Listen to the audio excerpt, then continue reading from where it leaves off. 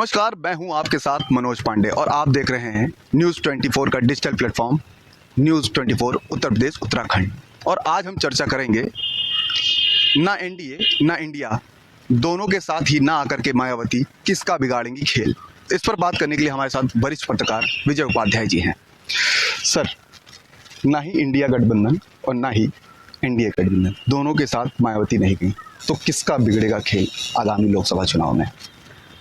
देखिए, इसमें खेल जो है इंडिया गठबंधन और एनडीए गठबंधन के हिसाब से अगर आप देखेंगे तो अपेरेंटली लगता है कि इंडिया गठबंधन को नुकसान हो रहा है और उसका वोट जो है मायावती ले लेंगी या फिर मुस्लिम्स में विभाजन हो जाएगा। ये तरह तरह की और भी लोग आर्गुमेंट कर सकते हैं, लेकिन मेरा मानना है कि ऐसा नहीं है। 2019 में सपा, बसपा, आरएलडी तीनों एक साथ थी और मायावती 38 सीटों पर चुनाव लड़ी थी।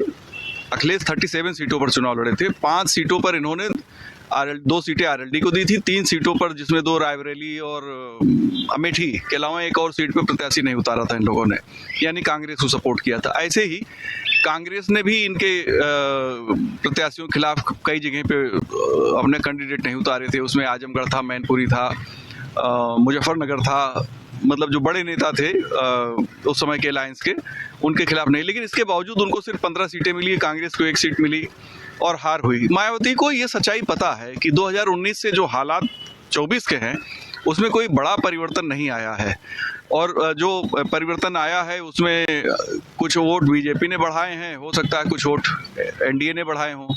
बीजेपी का वोट जो दिखता है वो विधानसभा चुनाव में दिखता है और जो अलायंस था विधानसभा चुनाव में सपा ने अपना जो अलायंस बनाया था आरएलडी के साथ और छोटे दलों के साथ, उस अलायंस को कोई बड़ी कामयाबी नहीं मिली। कुल 125 सीटें मिली।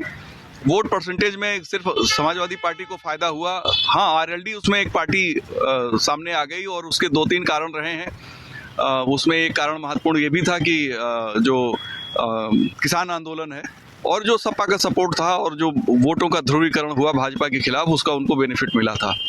तो मायावती ने इसीलिए अपनी हिस्ट्री को देखते हुए, अपने अनुभवों को देखते हुए उन्होंने एकला चलो की अपनी पॉलिसी बनाई है। सर, दूसरा ये कि मायावती की जो स्ट्रेटेजी है, अभी उन्होंने 6 उम्मीदवारों के नामों का ऐलान किया है, जिसमें से 4 मुस्लिम हैं। लेकिन पिछले चुनावों की बात करेगा, महापौरों में भी उन्होंने मुस्लिम उम्मीदवार उतारे, लेकिन एक भी नहीं जीत के आए। विधानसभा की बात करें तो उसमें 88 उम्मीदवार मुस्लिम थे, एक भी नहीं जीता। और ऐसे में जो ये 6 नाम हैं उसमें भी 4 नाम मुस्लिम हैं। तो ये क्या स्ट्रेटेजी है सर, क्या रणनीति है? कन्नौज से भी उन्होंने मुस्लिम उम्मीदवार, जहाँ माना जा रहा है कि अखिलेश यादव लड़ेंगे, तो जो एनडीए या बीजेपी की बी टीम कही जा रही मायावती, क्या ये सही है?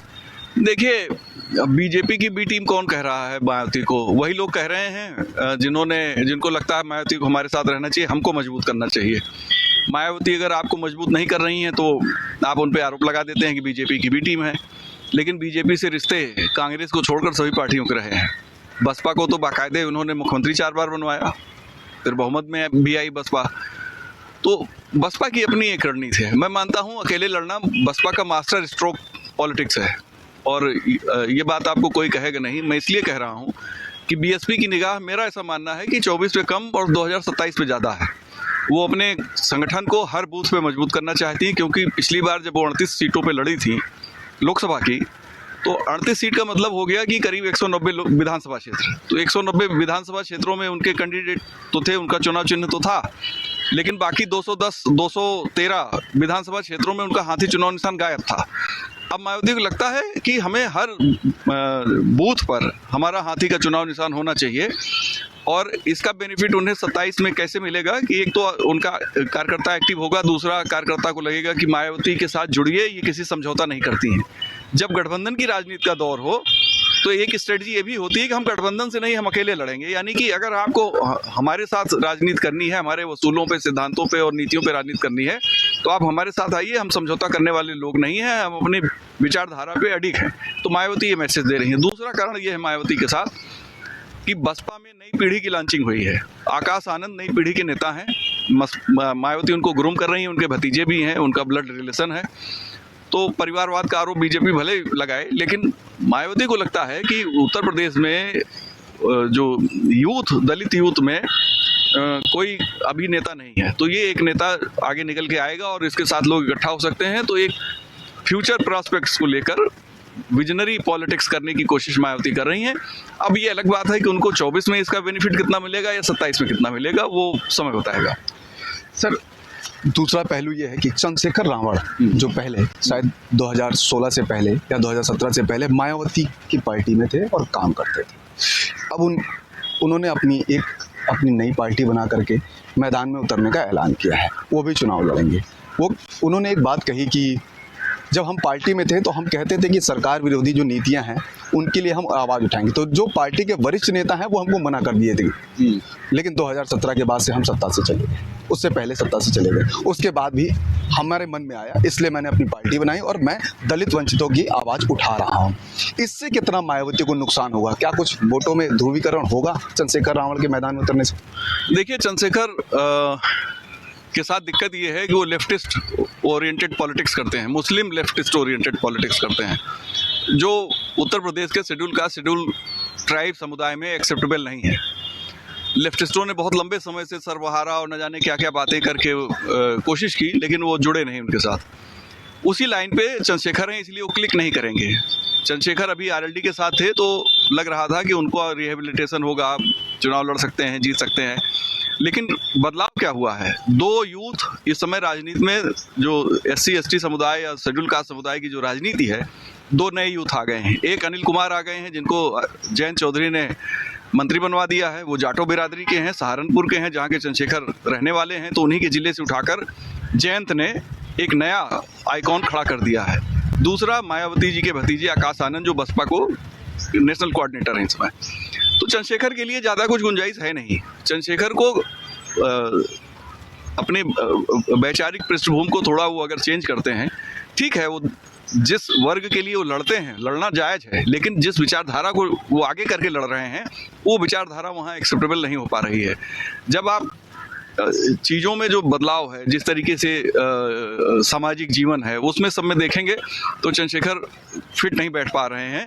और उनका जो राजनीतिक भविष्य है, हो सकता है आगे अच्छा हो जाए, लेकिन फिलहाल मुझे लगता है कि दो चुनौतियां, अनिल कुमार की और आकाश आनंद की, ये दो चुनौतियां उनके यूथ आइकॉन होने के जो ऑरा उनका बना हुआ था, उसको डेंट कर देंगे, उसको नुकसान पहुंचा देंगे। आपकी बातों से ये लग रहा है कि आकाश आनंद के सामने चंद्रशेखर रावण का चेहरा फिलहाल अभी किसी मुकाबले में नहीं है। आकाश आनंद के मुकाबले चंद्रशेखर रावण कोई बड़ा चेहरा नहीं है। चंद्रशेखर रावण को अब अनिल कुमार के मुकाबले अपने को मजबूत करने की जद्दोजहद करनी पड़ेगी, क्योंकि अनिल कुमार उत्तर प्रदेश सरकार में मिनिस्टर हैं। 2 बार वो BSP से विधायक रहे हैं, फिर वो समाजवादी पार्टी में गए थे, फिर समाजवादी पार्टी से RLD से वो टिकट लिया उन्होंने और RLD से चुनाव जीते। और चूंकि ग्रास रूट लेवल पे उनकी पकड़ है और उनकी वैचारिक जो गतिविधियां हैं लेफ्ट ओरिएंटेड नहीं है। अगर आप मुस्लिम कम्युनिस्ट लेफ्ट ओरिएंटेशन करेंगे तो शायद दिक्कत होगी, जो चंद्रशेखर कर रहे हैं। अनिल कुमार की धारा वैसी नहीं है और शायद अनिल कुमार को ज़्यादा बेनिफिट मिलेगा।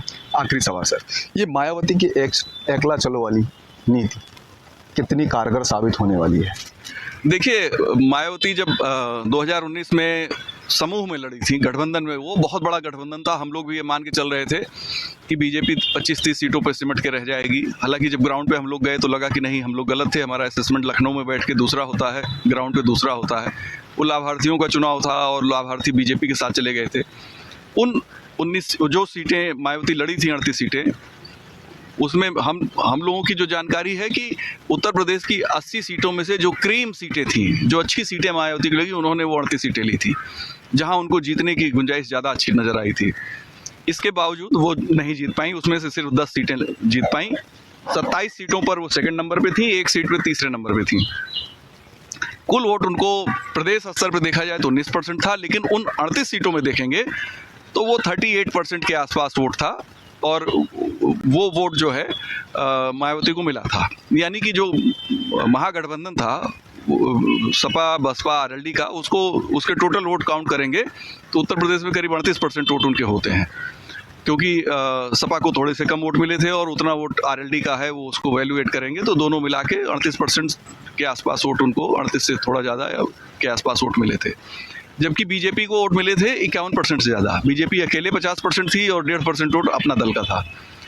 तो ये जो सिनेरियो है ये बताता है कि जो जनाधार है वो बीजेपी का बढ़ा है हर वर्ग में, और वो चाहे सबका साथ सबका विकास का आप कारण मान लीजिए, चाहे लाभार्थी मान लीजिए, चाहे आप मानिए कि प्रधानमंत्री मोदी की नीतियां और उनका जो इस समय उनका जो चेहरा है, जो मोदी की गारंटी है उसका इम्पैक्ट।